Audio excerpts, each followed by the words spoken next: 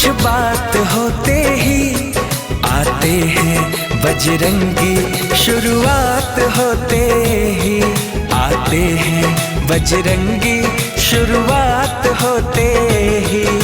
छंद चौपाई दोहे कुछ पाठ होते ही आते हैं बजरंगी, शुरुआत होते ही आते हैं बजरंगी, शुरुआत होते ही।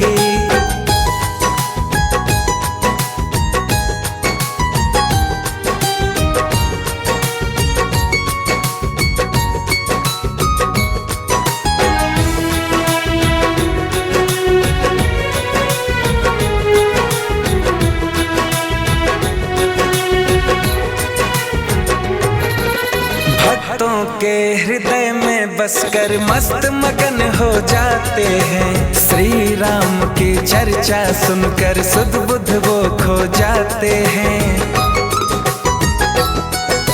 भक्तों के हृदय में बसकर मस्त मगन हो जाते हैं, श्री राम की चर्चा सुनकर सुध बुध वो खो जाते हैं। जय श्री राम के जयकारे एक साथ होते ही, जय श्री राम के जयकारे एक साथ होते ही आते हैं बजरंगी, शुरुआत होते ही आते हैं बजरंगी, शुरुआत होते ही।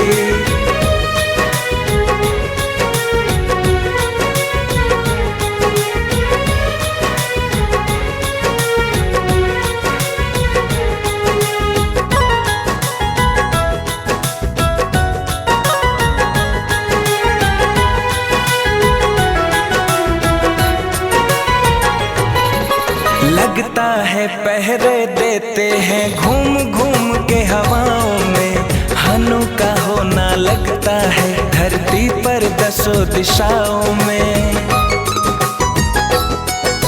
लगता है पहरे देते हैं घूम घूम के हवाओं में, हनु का होना लगता है धरती पर दसों दिशाओं में। मंदिर की ज्योति में बसते रात होते ही, मंदिर की ज्योति में बसते रात होते ही आते हैं बजरंगी, शुरुआत होते ही आते हैं बजरंगी, शुरुआत होते ही।